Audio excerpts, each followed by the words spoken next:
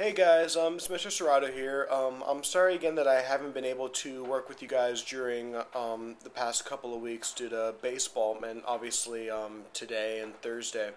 But I did want to do this. I promised you guys that I would do this. So here you are. This is my these are the notes that we've done for the 3 days that you missed with me. We're going to cover the 1920s in terms of politics, culture, as well as the Harlem Renaissance. So I'll break this up into three parts so you can watch each individual part with the corresponding PowerPoints, which also are available online and linked here. Now, first off, what we need to talk about is what goes on in the 1920s.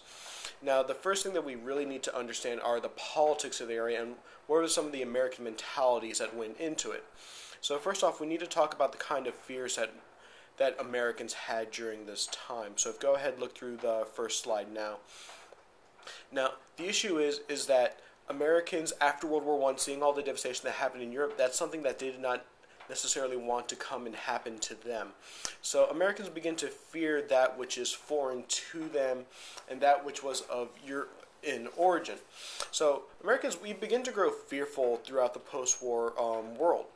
Now, the thing is that we look at that through three main characteristics. First is that we develop a sense of nativism, and we have this prejudice against foreign-born people.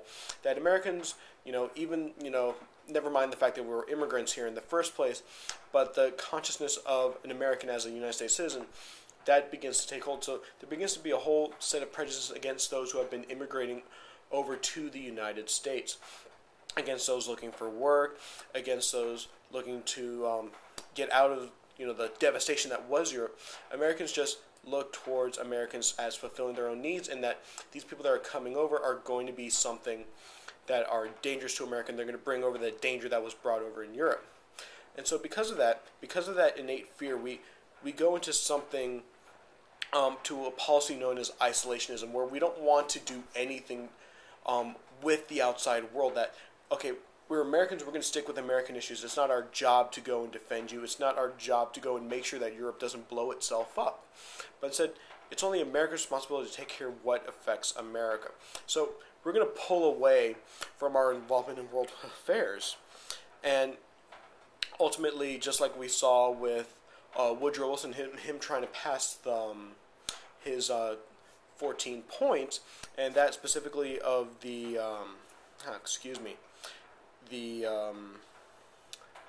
the League of Nations, rather. So we saw that we didn't want to become that police force, which ultimately we are now, but that will come up later on. But anyway, we just want to we want to be by ourselves. We want to be left alone. We're not going to be bothered with the affairs of the world. We're going to stick here with the United States, and we're going to make sure that those things don't come to our shores. And then lastly, one of the other fears that we have is what's going on in the Soviet Union. Now, at the end of World War I, the proletariat, or the common folk in in Russia at the time, they will overthrow the government and withdraw themselves from World War I. Now, the result of that will be the Communist Revolution, and the Soviet Union will become the new governing group in Russia. So the Soviet Union will begin to spread its message among people. And the idea of communism spreads as well, and even into the United States. So some U.S. workers like the idea of communism, the fact that everyone is equal, everyone has the same rights, the same, not necessarily ability, but they all get something for their work, and they all get the same thing. Not one is more important than the other. But ultimately, as we learn with communism and the way that the governments would operate there, some are more equal than others. We'll see those attitudes reflected later in the book Animal Farm by George Orwell. But as I said, some U.S. workers will join the Communist Party because it is a very idealistic movement. You're going to have people wanting that kind of idealism. And some even go so far as that we need to have our own communist revolution, and they will send bombs to government offices. But ultimately, that's what sets the fear of communism, is the fact that communists sometimes need the actions that you have to go forward. You have to have this kind of militant and violent revolution in order to enact this kind of change. Now, also in that, because of that fear that we have built up, we're going to act in rather odd ways. So, for example, we have the set of Palmer raids, which was conducted by the U.S. Justice Department. Now, the U.S. Attorney General, he'll appoint a man by the name of J. Edgar Hoover. You might have seen the movie or at least heard about it. And J. Edgar Hoover will later go on to form the FBI, but that's another tale. But J. Edgar Hoover will, under the advice of, under the orders, rather, of Attorney General Palmer, he will hunt down communists, socialists, and any anarchists that he finds. But ultimately, he will find them, but there's not really evidence of this grand conspiracy that a lot of people had feared, that, oh my god, anarchists, socialists, and communists are all, working together, and they're trying to make these groups, and they're going to destroy America. They don't find any of that, but sure, they find enough, plenty of people who identify themselves as communists, socialists, and anarchists. And you also get this idea that that some people in the United States wanted to keep America for Americans. Now that we're in a post-World War economy, we don't really have the same manufacturing needs that we did before. So because of that, we don't have as many unskilled jobs that we did before, so we don't really need as many immigrants. And because of those feelings, obviously, you're going to have some racist attitudes because of that. And ironically enough, the group that you may be familiar with, known as the Ku Klux Klan, will rise again. They will recruit new members, and basically they'll get these new members because of these fears that they're presenting. They're like, look at all these foreigners that are coming in. Look at all these communists and immigrants. And you combine that with all their other deep-seated hatreds of groups that have long been in the United States, of African Americans, Catholics, Jews, and basically anyone that doesn't fit the traditional white Protestant image that we have of an American. The Ku Klux Klan will basically say that this is a group that's trying to destroy America, and they do actually gain some new recruitment because of this. And this is also largely due to a film called Birth of a Nation. Now, it is a horribly, horribly racist film, but it's important in its role in the development of film in the United States, as horrible as it is, because of its content, but it's something that should be recognized because of the time period and how it would later influence the film genre.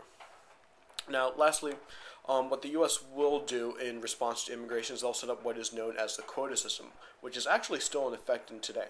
Now, at the time, they only applied this to Europe, but what they would do is it only allow a certain amount of people from each country. So, depending on the country, the United States will say, oh, we'll accept only, this many of them. Now, ironically enough, they would allow any amount of Canadians or Mexicans that they would, and as per the numbers, twice as many Canadians immigrated to the United States than did Mexico. So, kind of an interesting contrast, when people think of immigration today. And now the quota system has expanded to every country today, so there's no really any free range, no come one, come all approach to immigration. Now, the president during this time is a man by the name of Warren G. Harding. Now, the thing is, though, while he was president only 3 years, he's generally regarded, when we think the early 20th century, for some reason, a lot of our worst presidents come in. Now, Warren G. Harding is referred to by many as the do-nothing president. And maybe that's because his term is only 3 years, but the thing is that when the guy does make a decision, he kind of does mess up. Now, one of these really big mess-ups was what was known as the Teapot Dome scandal. Now, the thing is that what Warren G. Harding, he kind of followed the Andrew Jackson style of presidency, is that you bring in all your friends in order to, run your policy. But sometimes, you know how you have friends that you don't really, you love them, you love hanging out with them, but you would never depend on them for really much of anything? Well, these are those kinds of friends. And unfortunately, he put them in charge of things. Now, one of these such friends was the Secretary of the Interior, a man by the name of Albert Fall. Now, the thing is, though, in Teapot Dome, Wyoming, what he will do is he will sell off government land, which was previously put off for preservation for the environment, and he will go and sell that to his friends who happen to be in the oil industry. And of course, later on it's found out that, he may have been paid for it, may have received some benefits to the tune of over $400,000 worth. And Because of this, he will later become the first person in United States history to be convicted of bribery and a felony while holding a cabinet post. So thank you, Albert Fall, for being that individual. Now, Harding's presidency will come to a complete halt in 1923 when he dies of a heart attack. Calvin Coolidge will take over as president, and then he'll win re-election in the very next year.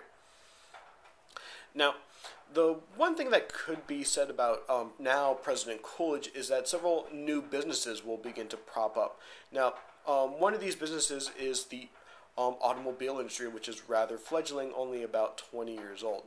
Now, what the automobile will do is it will revolutionize American life. Now, in order to have a car, you need to have something to drive it on. So, you have to have roads constructed now to connect the country. The famed Route 66, you may have heard the song, I get my kicks on Route 66. Okay, look it up yourselves, I can't sing. Alright, but that road was built connecting Chicago to Los Angeles, one of, the largest highways constructed at the time, and, now obviously famous for something other than clothes at Kmart. Now, also, because of the automobile, rural areas are now able to easily commute to the cities. So, before, if you wanted work, you had to move to the city in order to work in the city. But now you could live outside the city, drive in, and be perfectly fine. Quite the thing. Also, during this time, a little fledgling industry called the airline industry will begin to take off. That was a horrible pun, I apologize. But if you caught that, great. Anyway, the airline industry will begin. One of the most famous airlines to begin during this time, as well as to those in Miami history, is Pan American Airlines. There's actually a show now on ABC, and Pan Am was kind of like this really glorious airline. The way that we think of like American Airlines or Delta now, it was Pan Am back in the day. That was the airline. It was like the stylish way to go. If you ever saw the movie Catch Me If You Can with Leonardo DiCaprio, he fakes being a pilot for Pan Am. Anyway, lastly, the one big advancement is that Americans start to purchase goods, and this is really indicative of what Americans do during the 1920s. They love buying things. Americans love to buy things. Now, what makes this possible? Well, electricity is available to most homes, so that's good. It's available doesn't mean that they have it, but it's available. It's there if you can afford it. Second, the American home begins to become transformed. You no longer have an icebox. You now have a refrigerator. You don't have to go walk down to the store, buy a block of ice, put it in your icebox, and then hope your stuff doesn't, get too warm. You don't need the hand wash anymore because now you have a washing machine. You can go hang out your clothes to dry, but now you don't have to wash your clothes yourself.